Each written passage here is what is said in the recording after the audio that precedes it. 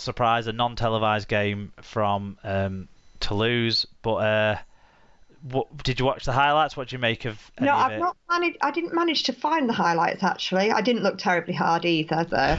No. Um, but I did see a Toulouse fan tweeting about the weather because it wasn't just raining in the build-up; it was actually hailstoning. Um, and there was a picture of his hand with three hailstones on it, and they took up his hand. Whoa. So yeah, it wasn't quite, a trip to the sunny south of France. No. Whilst this was happening, I was getting sunburnt in Scotland. So Yeah, what a strange world we live in. exactly. I caught the highlights. I think that the hands for a couple of the Saints tries were good. The Hurrell try in particular was good hands to get him free. Um, it looked a bit like Saints' passing was maybe a little bit more fluid and on point, but it's hard to judge from only a handful of clips, obviously. I think the main talking point from a St. Helens perspective was this might be how we're going to see them line up for a while now with potentially no injuries, because Hopewati was in at fullback and Welsby was in the half. Welsby seemed to have a good game, the report said. Hopewati was involved in a couple of the scores, so yeah, I don't know. I think that's how they're going to go into things for a while now, assuming Lomax's arm injury continues to... Was it his arm? Can't remember. Bicep, wasn't it? Bicep or tricep or something like that. Yeah, injury continues to hold up. Then I think this is how they're going to look for a while, and they didn't blow Toulouse off the park, but at the same time they won at a canter, it seems. Yeah, it was funny because I was watching, the updates and 14-2 very early on, and then nothing for ages, was it? It seemed to just stagnate at 14-2 to the point where I assumed my app had crashed or something. And then it sort of started again. But yeah, it was one of those strange ones. Yeah. I don't. If anyone was there, it'd be interesting to hear about how the all French refereeing, officiating crew got on. But yeah, Sione Matautia, makeshift centre in this game. Grade B dangerous contract charge, 2-match penalty notice. I'm assuming, I haven't looked at the minutes in detail actually. I'm assuming it's another late tackle because he likes a late tackle, doesn't he? It's got to stop. He's not going to play a lot of his games in his 1-year extension if he keeps getting banned like this, but he's a good player when he's playing. Toulouse have announced the signing of Lambert Balmas with an immediate effect on a deal until 2024. That's the former Catalans prop who was meant to sign from him before the season started, and then that never came off because of, I think, injury at the time, but he's there now, so see how he gets on. He'll be fighting for a World Cup place, I'm sure. And Tonga prop Ignatius Passy has triggered a 1-year extension in his St. Helens deal, so he'll be staying there for next year. I think he's done better than I expected of him this year, so they'll be happy with that, won't they? Yeah, definitely. And one in from EFC 78JU who said Christian Wolff. I feel like he's talked about this before, and it's not a news story until it's news. But there is some interesting things that he mentioned here that might make this a news story sooner than later. He said Christian Wolff is looking like he's going to be leaving St. Helens after 2 years in charge of the club, as New Zealand Warriors and West Tigers are after a new head coach for the NRL season. But he might arrive at one of the clubs for the start of 2023 due to him being Saints coaching what looks like his final season at the Totally Wicked Stadium. Yeah, that's 2 more jobs opened up, isn't there? There's also what was the job that has got an interim coaching as well? Oh,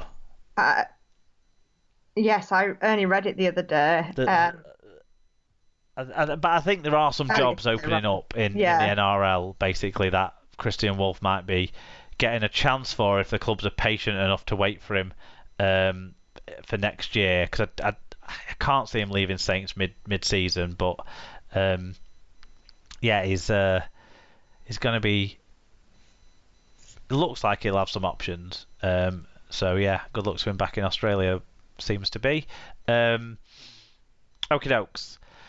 On to Sunday. Hull KR 43, Salford 16. It was 19-6 at half-time. That's where the drop goal came into it, guys. It wasn't a disrespectful one. That would have had Alan smiling.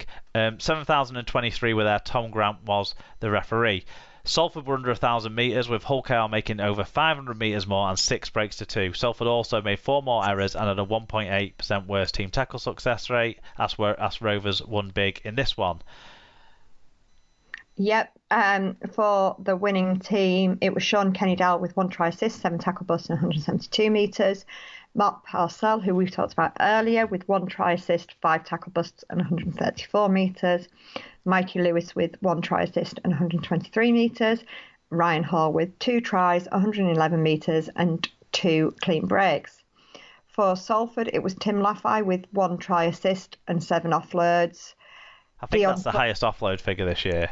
I haven't double-checked, but that's high, that, 7. Dion Cross with 1 try and 151 metres. Joe Burgess with 1 try and 127 metres. And Elijah Taylor with 44 tackles, of which 10 were marker tackles.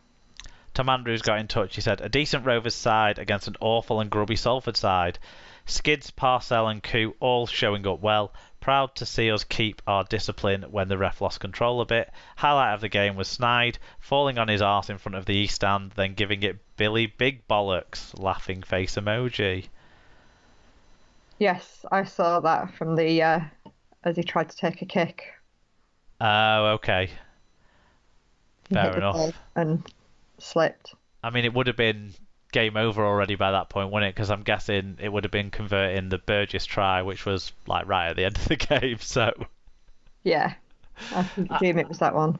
From the highlights, it looked like Rovers were playing the ball really quickly, and when you've got Parcell and Litton as your dummy halves, you're going to expect a good win, or certainly getting yourself in position to win games. And then it sounds like Coote was a standout with not only with his stats, but with his tries. He had 2 tries, I think, and a try assist. So, you know, all of those things together, and you think it's going to be a win for Hull KR, don't you? It wouldn't go well for them. Yeah, I think as well. I mean, Salford are just blowing so hot and cold, aren't they, at the moment? It's just so hard to predict them.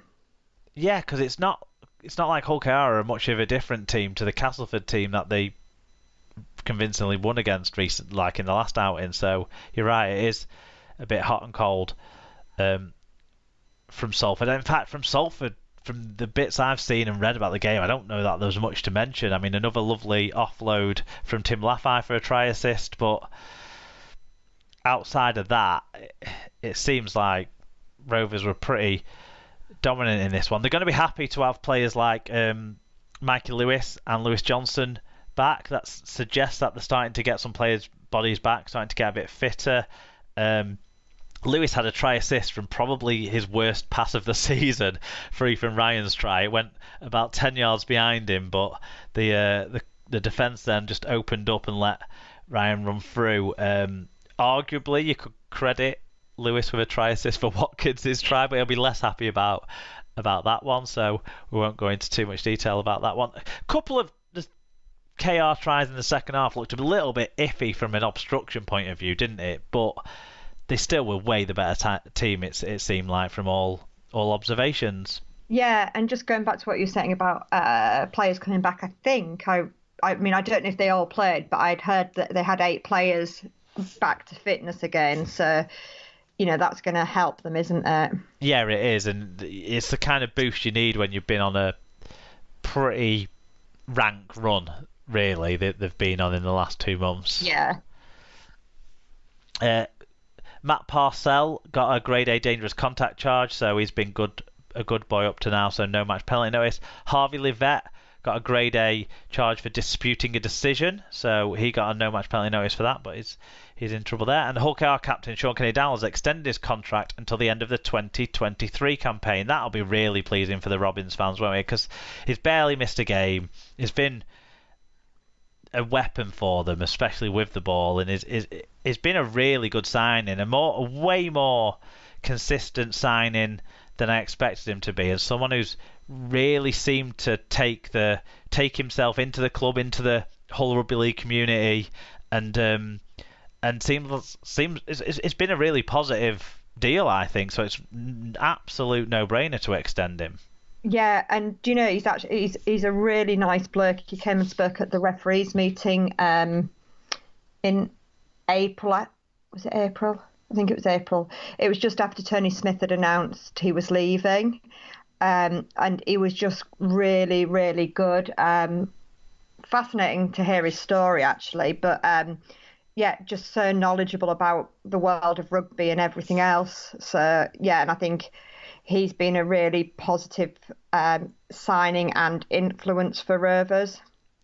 Yeah, and it's another, like, following off the back of Parcell re-signing as well. I know last week we mentioned Jimmy Kindhorse, but he's a bit part player. But these are two mainstay players that you might have been worried if you're a Rovers fan with the Tony Smith news that they might have been thinking about elsewhere, and clearly that's just not the case. And so that's a big positive that they can build upon. Some of the legacy that Tony Smith leaves at the club. Yeah, well, this is it, isn't it? Like we've been talking about with the whole Darryl Powell thing. You know, what does happen when a long-term coach leaves? Do your players stay or do they leave?